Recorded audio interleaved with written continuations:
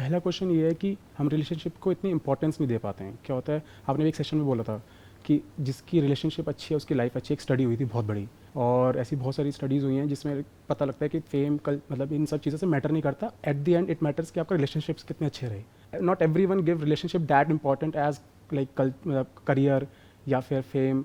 पर ऐसा क्यों, मतलब हम रिलेशनशिप को वो इंपॉर्टेंस क्यों नहीं देते? क्या ये हमारी मतलब बेसिक्स, हमारी मतलब कहते हैं कंडीशनिंग ऐसी हो गई है कि we don't value relationship a lot? और इस चीज़ को कैसे ब्रेक किया जाए कि हम सोचें उस बारे में, मतलब because if it is so important कि हर चीज़ से इंपॉर्टेंट है, then why we are not thinking about it and not investing in it. हमारा 100 रुपये गिर जाते हैं, वी थिंक अलॉट, बट लेकिन हमारे अगर रिलेशनशिप हम लड़ाई कर जाते हैं, हम ये नहीं सोचते कि लड़ाई से कितना नुकसान हो जाएगा। वो चीज़ हम कभी नहीं सोचते। देखो, पहले आपके इस क्वेश्चन को आराम से समझते हैं, ब्रेक डाउन करके। आप कह रहे हो हमारा 100 रुपये कहीं गिर जाता है तो उसके बारे में हम सोचते रहते हैं, लेकिन रिलेशनशिप पे हम बड़ी बड़ी लड़ाइयाँ कर लेते हैं बिना सोचे। और कई बार हम रिलेशनशिप्स को ख़त्म भी कर लेते हैं, या फिर हम रिलेशनशिप्स को टेकन फॉर ग्रांटेड लेते हैं। एग्जैक्टली। तो इसमें क्या है कि पहली बात तो ये समझने वाली है कि जिसको रिलेशनशिप नहीं मिली होती है एक अच्छी, या ये कह लो जिसको एक अच्छा पार्टनर नहीं मिला है या मिली है, तब तक तो उसके लिए बहुत इंपॉर्टेंस होती है एक रिलेशनशिप की। Make sense. आप किसी को भी देख लो, सब इधर उधर चक्कर लगा रहे हैं, whatever, everybody is trying to find out someone special, a partner, और somebody to talk to, somebody to spend time with। सबके रीजंस अलग अलग हो सकते हैं। किसी का हो सकता है प्योरली बायोलॉजिकल के भाई अपनी सेक्सुअल नीड्स को पूरा करने के लिए हमको कोई पार्टनर चाहिए, किसी का हो सकता है इमोशनल नीड्स के लिए चाहिए, किसी का कुछ, किसी का कुछ। बट द पॉइंट इज कि जब तक वो पार्टनर हमको नहीं मिला होता है या नहीं मिली होती है, तब तक तो उसकी बहुत इंपॉर्टेंस होती है हमारे लिए। तब तक हम उसके लिए कुछ भी करने को तैयार होते हैं, जैसे टिपिकल लैंग्वेज में बोलते हैं ना कि चांद तारे तोड़ के ले आऊंगा, ये वो वट एवर। बट जब वो मिल जाता है या मिल जाती है तो हमें ऐसा लगने लग जाता है कि अब तो ये हमारा हो गया। Then we take it for granted. We think कि अब ये हमारा राइट है। पर ऐसा नहीं होना चाहिए। आइडियली ये नहीं होना चाहिए, बट ऐसा होता है। हाँ। क्योंकि पहले हमें ये देखना पड़ेगा कि होता क्या होता है, ये नहीं कि क्या नहीं होना चाहिए। करेक्ट। एक्चुअल में ऐसा होता है। करेक्ट। और सबके साथ होता है। जैसे एक रिलेशनशिप पुरानी हो जाती है एंड बोर्डम सेट्स इन, तो फिर इंसान थोड़ा स्पार्क के लिए, फन के लिए, या तो और रिलेशनशिप्स में जाने लग जाता है, जो कि वैसे देखा जाए तो गलत है, क्योंकि वो एक तरह से ट्रस्ट ब्रेक कर रहा है दूसरे इंसान का। दूसरा, उसमें क्या होता है कि वो उस पर्सन को टेकन फॉर ग्रांटेड ले लेता है। मतलब अब उसके लिए इंपॉर्टेंट क्या हो जाता है, मतलब इन अ नटशेल क्या होता है कि जैसे ही वो पर्सन हमको मिल जाता है तो हमारे माइंड में आ जाता है कहीं ना कहीं कि अरे ये तो मेरा है, मेरी है, ये कहाँ जाने वाला है, कहाँ जाने वाली है। अब मैं अपना फोकस करता हूँ करियर पे, या फिर पैसा कमाने पे, या फिर इस पे, या फिर उस पे। तो फिर हम उसको छोड़ देते हैं और अपना कहीं और ध्यान लगा देते हैं। करेक्ट। तो ज्यादा इंपॉर्टेंट क्या है, करियर या वो रिलेशनशिप? क्योंकि career can be easily changed. नई स्किल एक्वायर कर लो, इंडस्ट्री चेंज कर लो, या फिर कंपनी चेंज कर लो, या जॉब से बिजनेस में आ जाओ, बिजनेस से जॉब में चले जाओ। कितने सारे ऑप्शंस हैं बहुत। बट अगर एक अच्छी रिलेशनशिप है, अच्छी की डेफिनेशन क्या है, जहां पे अंडरस्टैंडिंग अच्छी है, जहां पर you enjoy each others company, जिसकी वजह से या तो उन्होंने एक दूसरे को कमिट किया है या शादी कर ली है। अब उस इंसान से इंपॉर्टेंट क्या है हमारे लिए लाइफ में? कुछ नहीं। कुछ भी नहीं है। This is a fact. क्योंकि जॉब्स आती जाती रहेंगी, बिजनेसेस आते जाते रहेंगे, बन भी सकते हैं, पैसा आता जाता रहेगा, नेम फेम ये सब चीजें तो बहुत ही टेम्पररी है। बिल्कुल। लेकिन वो इंसान एंड तक आपके साथ रहने वाला है या रहने वाली है। करेक्ट। तो होना क्या चाहिए कि हमारे लिए फर्स्ट प्रायोरिटी में होना चाहिए वो इंसान। लेकिन होता क्या है कि जैसे ही वो इंसान हमको मिल जाता है, स्पेशली शादी के बाद में प्रॉब्लम बहुत बड़ी हो जाती है, क्योंकि शादी के बाद में तो बिल्कुल ही टेकन फॉर ग्रांटेड लेने लग जाते हैं लोग एक दूसरे को, कि अब तो ये मेरा हो गया, अब तो ये मेरी हो गई, अब कहाँ जाने वाला है, कहाँ जाने वाली है। ये टिपिकल जो इंडियन मेंटालिटी होती है, क्योंकि यहाँ पे जल्दी से डिवोर्स नहीं होते हैं। हाँ। फैमिली से इन्वॉल्व हो जाती है ना, बहुत प्रेशर होता है, तो उसको भी पता है कि हाँ कहाँ जाने वाली है। जहां ये थॉट आया, आप समझ जाओ कि वो रिलेशनशिप खराब होनी शुरू हो गई है। उसमें जो एक स्पार्क है वो खत्म होने लग जाएगा। और उसकी वजह से क्या होता है, जब ये रिलेशनशिप हाथ से एक्चुअल में चली जाती है, not on paper, may be divorce नहीं हुआ बट चली गई रिलेशनशिप। चली गई का मतलब क्या, दोनों ने अपना अपना कुछ ना कुछ और ढूंढ लिया, not a partner but maybe something else to focus on, busy हो गए कहीं पे, वो अपना कहीं और बिजी हो गया, ये कहीं और बिजी हो गई। अब ना इसको उससे कोई ज्यादा लेना देना है, ना इसको इससे कोई लेना देना है। हाँ, एक घर में रह रहे हैं जैसे कि रूममेट्स होते हैं, बट एक्चुअल में कहीं कोई बॉन्डिंग नहीं है। तो ये बहुत ही एक टॉक्सिक रिलेशनशिप आप इसको बोल सकते हो।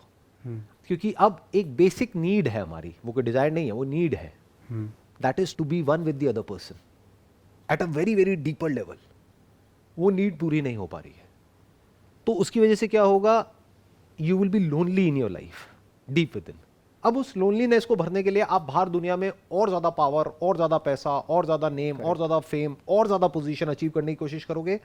जितना ज्यादा वो करोगे अंदर से उतने ही खोखले होते चले जाओगे, क्योंकि वो नीड प्यार के अलावा और किसी से भर नहीं सकती है। प्यार नॉट एज इन जैसा मूवीज में देखते हैं और वो सब नहीं, प्यार means to be one with the other person, to have a connection, a genuine connection with a living being. तो वो जो रिलेशनशिप्स होती है ना, जिसमें कि पता होता है कि अगर सामने वाले को कुछ भी हो गया, कुछ भी मतलब कुछ भी, तो I am there with that person, और मुझे कुछ भी हो गया तो ही और she is there with me. ये जो रिलेशनशिप्स होती है, ये कोई डिजायर नहीं है, ये एक नीड है। क्योंकि ये कहां से आ रही है, एक नीड फॉर सिक्योरिटी। जानवर भी सिक्योर रहना चाहते हैं, करेक्ट। जैसे उनकी सिक्योरिटी को थोड़ा सा भी थ्रेट होता है तो वो स्ट्रेस में आ जाते हैं, they get into a fight और फ्लाइट मोड। तो everybody wants to be secure, फिर चाहे वो जानवर हो चाहे इंसान हो। एक रिलेशनशिप ऐसी जो कि एक्चुअल में स्ट्रांग है, जिसकी फाउंडेशन वो क्या देती है हमको, सिक्योरिटी देती है। वो क्या देती है हमको, एक कनेक्शन देती है। वो क्या देती है हमको, एक ऐसा इंसान देती है हमको जिसके साथ में हम कोई भी बात कर सकते हैं, अपने मन की कोई भी बात शेयर कर सकते हैं, बिना ये सोचे कि वो कहीं मेरा नाजायज फायदा तो नहीं उठा लेगा या उठा लेगी। जैसे ऑफिस में आपका कोई कलीग है, उसके साथ हर बात नहीं कर सकते ना, करेक्ट। अपने जो माँ बाप है उनके साथ भी सब कुछ आप शेयर नहीं कर सकते। तो यू नीड अ पार्टनर जिसके साथ में आप टाइम स्पेंड कर सको, जिसके साथ में आपको अच्छा लगे, नॉट बिकॉज आपको उस रिलेशनशिप से कुछ मिल रहा है, बट बिकॉज वो रिलेशनशिप में टाइम स्पेंड करना अपने आप में कंप्लीट है। That is a complete action in itself, not because of an outcome. जैसे मैं एक एग्जांपल देता हूं, आपको क्या खेलना अच्छा लगता है, कौन सा ऐसा स्पोर्ट है जो आपको बहुत पसंद है? ज़्यादा स्पोर्ट्स खेलते हैं, badminton, you can take an example. तो जब आप बैडमिंटन खेलते हो तो क्या बैडमिंटन खेलने के बाद में कुछ पैसे मिलते हैं, 1000 2000 रुपए, 5000 रुपए, 10,000 रुपए? बट क्या वो बैडमिंटन खेलना अपने आप में कंप्लीट एक्शन है या इनकम्प्लीट एक्शन है? कंप्लीट एक्शन है। कुछ बचा तो नहीं रह जाता है ना? नहीं। बट अगर अभी आप जॉब करते हो, आप जॉब करते हो यानी कि एक्शन लेते हो। आपने जॉब करी, पूरे महीने काम किया, लेकिन उस महीने के बाद में आपको पैसे नहीं मिले, तो इनकम्प्लीट एक्शन होगा। तो वो इनकम्प्लीट एक्शन है। वो कंप्लीट कब होता है, जब आउटकम आता है। करेक्ट। आप किसी एग्जाम की तैयारी कर रहे हो, अगर वो क्रैक हो गया तो वो कंप्लीट हो गया, नहीं हुआ तो इनकम्प्लीट रह गया। करेक्ट। इनकम्प्लीट एक्शन की वजह से क्या होता है, स्ट्रेस होता है, एंजाइटी होती है, फियर होता है। सोचो आप काम तो करते जा रहे हो कंपनी में, वो काम आपको पसंद भी है, लेकिन 3 महीने तक आपको सैलरी नहीं मिली है, तो क्या होगा उसकी वजह से? Stress, anxiety, fear. But badminton आप खेल रहे हो 3 महीना क्या 3 साल तक रोज 1-1 घंटा, कुछ नहीं मिल रहा है वहां से, सही बात है, बट कुछ बाकी भी नहीं रह रहा है। वो एक्शन अपने आप में कंप्लीट एक्शन है। ऐसी ही एक रिलेशनशिप होनी चाहिए जो एक्चुअल में एक अच्छी रिलेशनशिप होती है, कि वहां पर टाइम स्पेंड करके कुछ मिलने वाला नहीं है। जैसे शुरू में एक रिलेशनशिप में होता है कि दोनों एक दूसरे को अपना बेस्ट दिखा रहे होते हैं और एक दूसरे से दोनों को कुछ चाहिए होता है, बट जब वो रिलेशनशिप मैच्योर हो जाती है और एक दूसरे पे पूरा ट्रस्ट हो जाता है, बॉन्डिंग स्ट्रांग हो जाती है, तब एक दूसरे से कुछ चाहिए नहीं होता है, तब वो अपने आप में कंप्लीट होती है। कि एक दूसरे के साथ में टाइम स्पेंड किया, 1 घंटा 2 घंटा 3 घंटा दिन में, जितना भी टाइम आपको मिलता है वो कंप्लीट हो गया, खत्म। एक दूसरे को हक किया, एक दूसरे का हाथ पकड़ करके बैठे हुए हैं, that's complete action in itself. ठीक है, मतलब ये चीज़ as a definition of relationship I got the point कि मतलब this is how it should be, this is like a definition of perfect relationship. But problem is how, because see अगर ये चीज़ें होंगी तो क्या होगा, लाइफ में एक हैप्पीनेस आएगी, एक सेटिस्फैक्शन आएगी, एक वो चीज़ आएगी जैसे आपने बोला कंप्लीट एक्शन है। You don't have to wait कि एक रिजल्ट आएगा उसके बाद मैं खुश होऊंगा, आप उसी टाइम पे it is a complete action. जैसे आपने बोला खेलने में उसी टाइम पे आप खुश हो जाते हो, लाइफ में कुछ भी बाकी नहीं रह जाएगा, कुछ बाकी नहीं रह जाएगा। करेक्ट। आइडियली लाइफ ऐसी होनी चाहिए जिसमें कुछ बाकी ना रह जाए। बाकी मतलब क्या, रिग्रेट। करेक्ट, कोई रिग्रेट ना हो। अब ये इतना इंपॉर्टेंट है, बट क्वेश्चन इज कि वो फिर भी ये सब होने के बावजूद जब भी मतलब ये चीज़ मतलब क्योंकि उससे क्या होगा, कंप्लीटनेस की फीलिंग आएगी, पर हम वो चीज़ भूल जाते हैं। हम क्या करते हैं, हम फिर भी लड़ाई करने लग जाते हैं, कॉन्फ्लिक्ट में आ जाते हैं। तो we are scared of getting in conflict with the person we love, क्योंकि हम नहीं चाहते कि जैसे आप क्योंकि होता है आप यू अंडरस्टैंड कि रिलेशनशिप इज़ इंपॉर्टेंट। अब आप उस जो नेक्स्ट पर्सन आप उसके साथ कॉन्फ्लिक्ट में आना ही नहीं चाहते, क्योंकि आपको पता है कि अगर आप कॉन्फ्लिक्ट में आए तो रिलेशनशिप डिग्रेड होगा, क्योंकि एक मेंटल थॉट में चीज़ें घूमती हैं at the back of your mind, क्योंकि वो कंप्लीटनेस वाली मतलब अगर ऐसे कंप्लीटनेस है तो अच्छा आपके हिसाब से रिलेशनशिप में जो ऐसा कंप्लीट रिलेशनशिप है उसमें कॉन्फ्लिक्ट होगा या नहीं होगा? ये एक गलत अंडरस्टैंडिंग है क्योंकि अगर आप डीपली एक रिलेशनशिप को समझोगे तो कॉन्फ्लिक्ट तो होगा ही और होना चाहिए। कॉन्फ्लिक्ट एक रिलेशनशिप को अच्छा करती है, बुरा नहीं करती है। तो हमें ये कभी भी एक्सपेक्ट नहीं करना है कि एक रिलेशनशिप में कॉन्फ्लिक्ट नहीं होगा। कॉन्फ्लिक्ट नहीं होगा तो रिलेशनशिप भी नहीं होगी, क्योंकि दो अलग अलग लोग हैं ना जो साथ में आ रहे हैं, तो कॉन्फ्लिक्ट होगा। बट कॉन्फ्लिक्ट के बाद में क्या होता है, बॉन्डिंग स्ट्रांग हो जाती है। आप अभी हो किसी रिलेशनशिप में? मैं हस्बैंड, मतलब आई एम मैरिड। तो जब लड़ाई होती है, हाँ, तो लड़ाई के बाद में जब वापस से पैचअप होता है तो कैसी फीलिंग होती है? अच्छी फीलिंग होती है, you get like very close. लड़ाई के बाद में जब वापस से मिलते हैं तो एक बहुत अच्छी फीलिंग होती है। तो कहीं ऐसा ना हो कि आपके सबकॉन्शियस को उस फीलिंग में इतना मजा आने लग जाए कि अब आप लड़ने लग जाओ और पैचअप करो। इसके लिए कुछ टर्म्स भी हैं जो यूज करी जाती है, जैसे बोलते हैं ब्रेकअप सेक्स। मतलब क्या, ब्रेकअप किया 3-4 दिन के लिए, 5 दिन के लिए, हफ्ते के लिए, फिर वापस से पैचअप किया, फिर जब मिले तो एक स्पार्क आ गया वापस से रिलेशनशिप में। जैसे आप भूखे हो और फिर आपने खाया तो खाने में मजा आया ना, बस जितनी आपकी भूख है उससे ज्यादा खाने को मिल गया तो आपका फेवरेट खाना भी बेकार लगने लग गया। हाँ, करेक्ट। इस साइकी को बड़े ध्यान से समझना होगा जो बात मैं कह रहा हूं। तो there is a fine line between conflict and no conflict. If there is no conflict in a relationship, that is a very toxic relationship. क्योंकि बेसिकली क्या है, आपको एग्री करना पड़ेगा सामने वाले से। फॉर एग्जाम्पल, हमारी और गवर्नमेंट की एक रिलेशनशिप है, करेक्ट। उस गवर्नमेंट को किसने इलेक्ट किया? हमने किया है। अगर आपको उस गवर्नमेंट के जो भी एक्शंस हैं उससे कोई प्रॉब्लम है, तो जब तक उनको बताओगे नहीं, उनको पता कैसे लगेगा? जैसे ही बताओगे तो कॉन्फ्लिक्ट होगा। हाँ, करेक्ब बताओ। ऐसे ही रिलेशनशिप में है कि दोनों में से एक अथॉरिटी बन गया कि I am the superior person, अब मैं जो कहूंगा वो करते चले जाओ। तो जब तक सामने वाला वो कर रहा है, कर रही है, कोई कॉन्फ्लिक्ट नहीं है। जैसे पहले के जमाने में होता था कि पति परमेश्वर है, मैं चरणों की दासी हूं, अब जो भी है मेरी जिंदगी में यही है, तो कोई कॉन्फ्लिक्ट नहीं है क्योंकि पति तो परमेश्वर हो गया। बट अब तो ऐसा नहीं होता है ना, नहीं, और ऐसा होना भी नहीं चाहिए, बिल्कुल नहीं।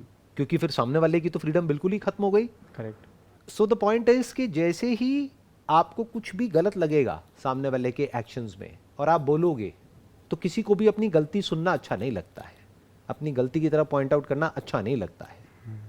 आप यहाँ बैठे हो, मैं एकदम से आपकी गलतियों की तरफ पॉइंट आउट करने लग जाऊं तो आपको गुस्सा आएगा। एक लेवल तक तो आप टॉलरेट कर लोगे, उसके बाद में आप कहोगे आपका कोई बॉस है, बोलता रहे बोलता रहे बोलता रहे। एक लेवल के बाद में आप कहोगे यार चुप कर, बहुत हो गया। सो द पॉइंट इज कि the moment you speak there is bound to be a conflict. उसकी भी अपनी बाउंड्रीज है कॉन्फ्लिक्ट की। ये नहीं कि कॉन्फ्लिक्ट हुआ तो कुछ भी कर रहे हैं। एक है, एक कॉन्फ्लिक्ट हुआ जिसको मिल करके, बैठ करके, बात करके, डिस्कशन करके हम सॉल्व करने की कोशिश कर रहे हैं। मानो सामने वाला एग्रेसिव हो गया है तो आप वहां से उठ करके चले गए हो, क्योंकि अगर आप भी एग्रेसिव हो गए तो हो सकता है वो रिलेशनशिप ही खत्म हो जाए, कुछ ऐसा हो जाए जो नहीं होना चाहिए। सो मैं क्या कह रहा हूं, boundaries of a conflict. Conflict क्या है? बेसिकली एक डिस्कशन ही तो है। Correct. Disagreement of point, disagreement है। हाँ। जब भी डिसएग्रीमेंट होता है तो उसके बीच का रास्ता निकालने के लिए there must be some code of conduct, there must be some ethics, some values, some rules, some regulations in place, at least from your side, even if it is not there from the other person's side, because उसकी आप guarantee नहीं ले सकते। Correct. अपने आप को तो control कर ही सकते हो ना, तो इतना आप कर सकते हो। बट कभी ये मत सोच लेना कि कॉन्फ्लिक्ट नहीं होगा या कॉन्फ्लिक्ट नहीं होना चाहिए, फिर तो रिलेशनशिप बेकार हो जाएगी। ये दो एक्सट्रीम्स हैं, ध्यान से समझना।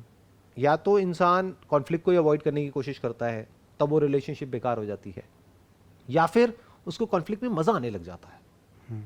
लड़ाई करी, पैचअप किया, ब्रेकअप किया, पैचअप किया, बड़ी लड़ाई करी, और जितनी बड़ी लड़ाई करोगे उसके बाद जब दोबारा से मिलोगे तो एक अलग ही इंटेंसिटी होगी उस मिलने में, तो उसमें मजा आने लग जाएगा। अगर उसमें मजा आने लग गया तो अब आपका जो सबकॉन्शियस माइंड है वो बार बार आपकी लड़ाई करवाएगा। करेक्ट। तो लड़ना नहीं है और लड़ाई को अवॉइड भी नहीं करना है। क्या करना है? पीसफुली लड़ाई करनी है, पीसफुली अपने पॉइंट को सामने वाले के आगे रखना है। That is a fine line जिसको मेंटेन करना होता है। आई एम नॉट श्योर आप कितना इसको देख पा रहे हो जिस लेवल से मैं बात कर रहा हूँ। I am trying my best. मतलब क्योंकि maybe we are not perfect, and what happens is कि हम भी कॉन्फ्लिक्ट मोड में आ जाते हैं, like we try to maintain that balance, because okay if you are putting your point कि आप अंडरस्टैंडिंग, चलो ठीक है आज शांति से एक टॉपिक पे बात करते हैं, आपने टॉपिक पे बात स्टार्ट करी, पर क्या होता है सामने वाला person then he gets into conflict mode because he doesn't know कि आप किस मोड से बैठे हो। तो क्या होता है ना, you get like into a bouncing place कि आप सुन रहे हो, देन आपने भी एक सेशन बोला था कि एक पॉइंट आता है, ठीक है मैं सुने जा रहा हूँ और तू मतलब now you are like getting that point, तो फिर वो लड़ाई कॉन्फ्लिक्ट हो जाता है। Like you have to from your side also you have to एक पॉइंट पर आके रुकना पड़ता है। तो फाइंड बैलेंस का, how to maintain that balance in that scenario, वो आई थिंक पर्सनल लेवल पे यू हैव टू लर्न। आपको क्या करना है, आपको हर बात पे नहीं लड़ना है। Choose your battle. लाइफ में 2-3 चीज़ें हैं जो बहुत इंपॉर्टेंट है, बाकी ये जो इंपॉर्टेंट नहीं है। 99% जो आपकी लड़ाइयाँ होंगी वो आप देखोगे वो उन चीज़ों की वजह से हो रही है जो इंपॉर्टेंट है ही नहीं। करेक्ट। 1% कभी ऐसा होता है कि इंपॉर्टेंट चीज़ों की वजह से लड़ाई हो रही है, और वहाँ होनी भी चाहिए। हाँ वहाँ तो डिवोर्स तक हो जाना चाहिए। हाँ बिल्कुल सही बात है, बिल्कुल सही अगर बात कोई बहुत बड़ा पॉइंट है है। जो नहीं होना चाहिए बिल्कुल। और फिर भी हो रहा है उस रिलेशनशिप में, तब तो अलग हो जाना चाहिए, तब तो वो रिलेशनशिप आगे बढ़नी ही नहीं चाहिए। बट 99% केसेस में मैं आपको बता रहा हूँ, अगर आप ऑब्जर्व करोगे ना, छोटी छोटी चीज़ों की वजह से लड़ाई होती है। तो जब छोटी छोटी चीज़ों की वजह से होती है तो लड़ाई भी छोटी छोटी होनी चाहिए ना। फिर वो बड़ी हो जाती है। बड़ी क्यों हो जाती है अपने आप से पूछो। क्योंकि हमने कभी डिफाइन ही नहीं किया है कि हमारे लिए बड़ा क्या है और छोटा क्या है। कभी ये डिफाइन ही नहीं किया है लाइफ को प्रॉपर तरीके से। जैसे आपने बताया था कि सेट योर प्रायोरिटीज, कि इस पे लड़ना है, इस पे नहीं लड़ना, टॉप 2 या 3 होनी चाहिए। You must choose your battle wisely. ऐसा नहीं कि आप छोटी मोटी चीज़ों के लिए लड़ रहे हैं। मैं एक एग्जांपल देता हूँ। Do you have kids? हाँ, 7 months डॉटर। 7 months daughter. तो अब क्या होगा, जैसे जैसे वो बच्ची बड़ी होगी तो आपका ओपिनियन अलग होगा उस बच्ची को लेकर के, आपकी वाइफ का अलग होगा। करेक्ट। तो क्या यहाँ पर लड़ना चाहिए, नहीं लड़ना चाहिए? यहाँ पे लड़ाई होगी। अब वो लड़ना चाहिए नहीं लड़ना चाहिए, वो आई थिंक नहीं लड़ना चाहिए। ध्यान से समझना, ये छोटी चीज़ नहीं है, क्योंकि आपकी डॉटर है। आपकी डॉटर से ज़्यादा प्यार आपको दुनिया में और किसी से नहीं होगा, आई एम श्योर। करेक्ट। तो अब आपकी डॉटर के लिए कुछ ऐसा है जो सही नहीं है, लेकिन आपकी वाइफ को सही लगता है। अच्छा। आपको सही कुछ और लगता है, और जो आपको सही लगता है एक्चुअल में भी वही सही है। अब क्या करोगे? देन लड़ाई होगी, लड़ना चाहिए। उस केस में तो लड़ना चाहिए। अब इसका क्या सोल्यूशन है? ये तो नेवर एंडिंग हो गई, क्योंकि उसके पॉइंट से वो सही है, आपके पॉइंट से आप सही हो। अब क्या करोगे? पूरी जिंदगी लड़ते रहोगे। अब इसका क्या सोल्यूशन है? मैं बताऊं क्या है सोल्यूशन? सर इसलिए हाँ। जी। एक दूसरे की रोल्स और रिस्पॉन्सिबिलिटीज को डिवाइड कर लो, ओके। कि ये किसका रोल है और किसकी रिस्पॉन्सिबिलिटी है, और ये किसका रोल है और ये किसकी रिस्पॉन्सिबिलिटी है। बिजनेस पार्टनरशिप भी ऐसे ही चलती है। एक दूसरे के काम में जब कोई दूसरा टांग अड़ाने लग जाता है ना, तो लड़ाई हो जाती है। वो हम कभी डिफाइन ही नहीं करते हैं। दोनों मिल करके एक ही काम को करेंगे तो दोनों के करने का तरीका अलग अलग होगा, तो लड़ाई इनएविटेबल हो गई। पहले ही डिफाइन कर लो बैठ करके कि ये किसका डिपार्टमेंट है। मानो ये क्लियर होना चाहिए कि जो घर है ये आपका डिपार्टमेंट है। घर में कहाँ पर क्या होगा क्या नहीं होगा, you are the boss. I have got no say in that. मैं आ करके अपनी राय रख सकता हूँ, बट फाइनल कॉल आपकी होगी कि यहाँ कौन सा पेंट होगा, कौन सा नहीं होगा, ये होगा वो होगा। क्यों? क्योंकि वो छोटी चीज़ है। पेंट लाल की जगह पीला हो जाएगा तब भी क्या होगा, समझ गए जी। नंबर 1। नंबर 2, बच्चे के लिए क्या सही है क्या नहीं है, वो कॉल किसकी होगी? जो ज़्यादा इनिशिएटिव लेना चाहता है या चाहती है, जो एक्चुअल में उसकी पूरी रिस्पॉन्सिबिलिटी लेना चाहता है या चाहती है। For example, if your wife says कि मेरी बच्ची के साथ क्या होगा वो मेरे पे छोड़ दो, I take care of it. मुझे कहीं ज़रूरत लगेगी आपकी तो मैं बता दूंगी, लेकिन इसकी परवरिश कैसे होगी वो मेरे पे छोड़ दो। तो आपको छोड़ना पड़ेगा। तो आपको क्या करना पड़ेगा? अपने करियर पे फोकस करो। या अगर कहीं कुछ बहुत गलत होता हुआ दिख रहा है, जो बच्ची के लिए मान लो बहुत ही गलत है, तब आप बोल सकते हो। अब बात है छोटी मोटी गलतियां, हाँ। छोटी मोटी चीजें, करेक्ट। वहां पे गलत हो भी गया सही हो भी गया तो क्या फर्क पड़ता है? ये जो मंत्र है ना, क्या फर्क पड़ता है, इसको गांठ बांध लो अगर रिलेशनशिप को लंबा चलाना है तो। छोटी मोटी चीजों में क्या फर्क पड़ता है, बड़ी चीजों में फर्क पड़ता है। तो बड़ी क्या है और छोटी क्या है, that must be very clear. कि बच्ची के लिए कुछ बहुत गलत है तो फर्क पड़ता है, छोटा मोटा कुछ है मेरे को गलत लग रहा है।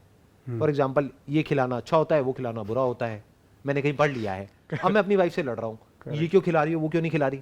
करेक्ट। इसमें क्या लड़ना है? आपको ये पता होना चाहिए कि मेरी जो नॉलेज है, मेरी भी हटा दो, जो नॉलेज है that is limited, that is always biased. आपने कहीं गूगल से कुछ पढ़ लिया है, आपकी वाइफ ने कुछ और पढ़ लिया है, अब दोनों अपने हिसाब से कुछ करना चाहते हैं। या स्कूल में मान लो आपकी अपनी एक विजन है, आप कहते हो इस तरह के स्कूल में उसका एडमिशन कराना है, वाइफ कह रही है इस तरह के उसमें कराना है, क्या फर्क पड़ता है? ये जो मंत्र है ना, क्या फर्क पड़ता है? उसको ये खिलाना है वो खिलाना है, क्या फर्क पड़ता है? कुछ गलत थोड़ी ना खिलाएगी वाइफ। हाँ, ये बिल्कुल। कपड़े पहनाने वो पहनाने क्या फर्क पड़ता है। पर वही होता है, हम उन चीज़ों को ज़्यादा अपने मेंटली फ़र्क डाल देते हैं कि अच्छा अगर अभी नहीं सीखा तो बाद में क्या होगा। Exactly. हम उस चीज़ को बड़ा कर देते हैं That's a अपने trap. माइंड में। That is a That's a trap, trap. That's a trap.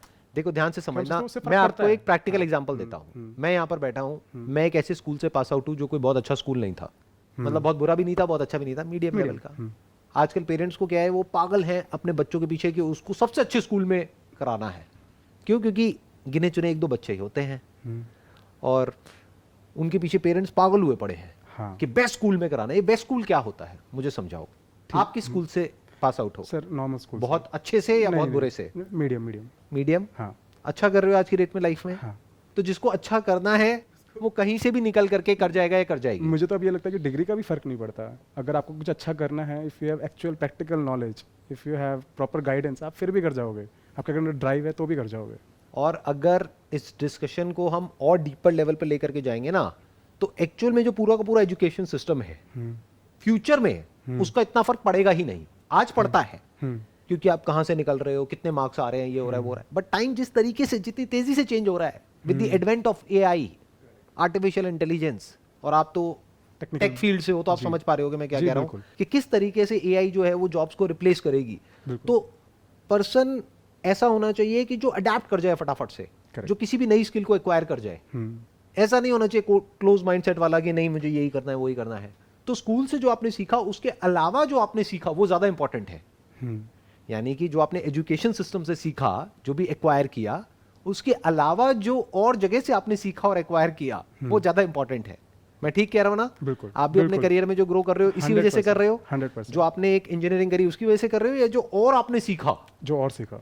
जैसे अभी आप क्या कर रहे हो, कौन सी लैंग्वेजेस को यूज कर रहे हो आप? अभी जैसे मैं HTML, CSS, JavaScript, angular JS framework. अभी आप सबसे ज्यादा क्या यूज कर रहे हो? Angular JS। Angular JS। ये आपने कॉलेज में सीखा था? नहीं, नहीं सीखा। तो कहां से सीखा? बाहर आके। बाहर कहां से? यूट्यूब से। यूट्यूब से। और जिस टाइम पे पेरेंट्स थे उस टाइम पे तो यूट्यूब का नाम भी नहीं था। जहाँ से मैंने सीखा और मैंने करियर बनाया, और ये चीज़ पेरेंट्स को पता भी नहीं थी कि ऐसी चीज़ होगी फ्यूचर में जहाँ से एक्चुअली ग्रोथ होगी। तो अगर आज से 10-15 साल बाद देखें तो रियली जो आपने पॉइंट बोला कि AI इन चीज़ों से हम जिस चीज़ में आप एक्चुअली में इंपॉर्टेंस दे रहे हैं, क्या पता वो चीज़ें ही ना रहें, एग्जैक्टली कुछ अलग ही आ जाए और हम बेफालतू में टेंशन ले रहे हैं उस चीज़ की अभी। कि वो एक्चुअल में इंपॉर्टेंट है ही नहीं कि कौन सा स्कूल है, क्या है, ये है वो है। ठीक है, एक रीजनेबल लेवल का स्कूल होना चाहिए ताकि एक बच्चे को एक अच्छा एनवायरनमेंट मिले। करेक्ट। उसकी सोशल स्किल्स के लिए वो चीज इंपॉर्टेंट है, उसकी कम्युनिकेशन स्किल्स के लिए इंपॉर्टेंट है, उसकी जो इंटरपर्सनल जो स्किल्स है उसके लिए इंपॉर्टेंट है। But as far as education is concerned, अगर आप अपना एग्जांपल लोगे, आज जो भी आप अर्न कर रहे हो एक अच्छे लेवल पर हो, that is because of angular. और वो आपने कहीं किसी कॉलेज से नहीं सीखा, किसी एजुकेशन सिस्टम से नहीं सीखा, वो कहां से सीखा? यूट्यूब से, वो भी फ्री में। तो जिसको सीखना है वो कहीं से भी सीख लेगा या सीख लेगी, और जिसको नहीं सीखना है उसको बढ़िया से बढ़िया स्कूल में भी ले जा करके डाल दो, बढ़िया से बढ़िया कॉलेज में डाल दो, वो नहीं सीख पाएगा। तो इसके लिए लड़ना क्यों है? बिल्कुल नहीं। हाँ। अगर उस बच्चे के अंदर सीखने की चाह होगी, that is much more important than जो उसको सिखाया जा रहा है एजुकेशन सिस्टम के थ्रू। तो उसके अंदर अगर कुछ पैदा करना ही है तो सीखने की चाह पैदा करो जी बच्चे के अंदर। उसके लिए अपनी वाइफ से लड़ने की जरूरत नहीं है। उसके लिए क्या करना है? बच्चे को एनकरेज करो क्वेश्चंस पूछने के लिए। बच्चे को जा करके बोलो जो मर्जी, जैसे मर्जी क्वेश्चंस पूछो, जितने मर्जी पूछो, कभी पीछे नहीं हटना है जब भी कोई बच्चा क्वेश्चन पूछता है। ये बहुत बड़ी गलती करते हैं। कह रहे अभी थोड़ी देर में आना, मैं बिजी हूं, तो बच्चा आना ही बंद कर देता है। मैं अभी काम में हूं, नहीं, काम को रोक दो, काम इज सेकेंडरी। जब बच्चा कोई क्वेश्चन पूछ रहा है तो उसको बोलना है कि कभी भी कोई भी क्वेश्चन पूछना है किसी भी तरह का, बच्चे के माइंड में थॉट्स आ रहे हैं उल्टे सीधे। अभी तो बच्ची आपकी बहुत छोटी है, 7 महीने की, जब बड़ी होगी तो कई कई तरह के थॉट्स आएंगे जो वो किसी से डिस्कस नहीं कर सकती है। कि मेरे माइंड में थॉट आ रहा है कि आपकी डेथ होगी तो क्या होगा, तो वो नॉर्मली बोलते नहीं है किसी को, अपने अंदर ही रखते हैं बच्चे। ट्रू। ये चीज़ जैसे अगर मैं देखूं तो हमारे बचपन में हमें आते थे, हमने कभी किसी से पूछा ही नहीं, किसी से पूछा ही नहीं, ना किसी से डिस्कस किया। उसके अलावा जब वो और बड़े होंगे बच्चे तो सेक्सुअल थॉट्स आएंगे, अंदर बहुत कुछ चेंजेस होंगे बॉडी में, तो they must be so comfortable कि वो आपके पास, आपकी वाइफ के पास में आकर के डिस्कस कर सके, जो हमने नहीं किया अपने पेरेंट्स के साथ में। तो ये ज्यादा इंपॉर्टेंट है, इसमें लड़ाई की कोई गुंजाइश ही नहीं है। कुछ ही नहीं, आपको अपना आराम से फ्रेंडली भी कुछ भी नहीं है, कुछ भी नहीं है। तो होता क्या है, हम चिंदी चीजों के पीछे लड़ते रहते हैं एक दूसरे से, बड़ी चीजों की तरफ हमारा कभी ध्यान ही नहीं होता है। सबसे बड़ा लाइफ में क्या है कि बच्चे के अंदर एक क्यूरियोसिटी आए, उसका एक क्वेश्चनिंग माइंड हो, इंस्पिरेशन, ना कि आंसरिंग माइंड हो। पेरेंट्स क्या है, अपने बच्चों को आंसरिंग मशीन बनाने में लगे हुए हैं। आंसरिंग मशीन का मतलब क्या कि जो भी एजुकेशन सिस्टम में सिखाया जा रहा है उसको रट लिया और जा करके एग्जामिनेशन में वो सब लिख करके आ गए, मतलब बढ़िया से बढ़िया आंसर दे दिए और उसके नंबर्स अच्छे आ गए। और वो कह रहे हैं देखो मेरा बच्चा कितना इंटेलिजेंट है। अरे आंसर से बच्चा इंटेलिजेंट नहीं होता है, क्वेश्चन से होता है। लेवल ऑफ इंटेलिजेंस का पता इससे लगता है कि उसके लेवल ऑफ क्वेश्चंस क्या है, not the level of answers. इस हिसाब से तो गूगल इंटेलिजेंट है, उससे किसी भी क्वेश्चन का आंसर पूछ लो वो 1 सेकंड में बताएगा आपको। करेक्ट। तो एक्चुअल में इंटेलिजेंस का मतलब क्या है वो पहले हमें समझना है, फिर बच्चे को समझाना है। उसके लिए किसी से कोई लड़ाई झगड़ा नहीं है। I hope you got all the answers for the yes questions सर, that you have asked. बहुत बहुत क्लैरिटी मिली। Wish you all the best. Thank you so much sir.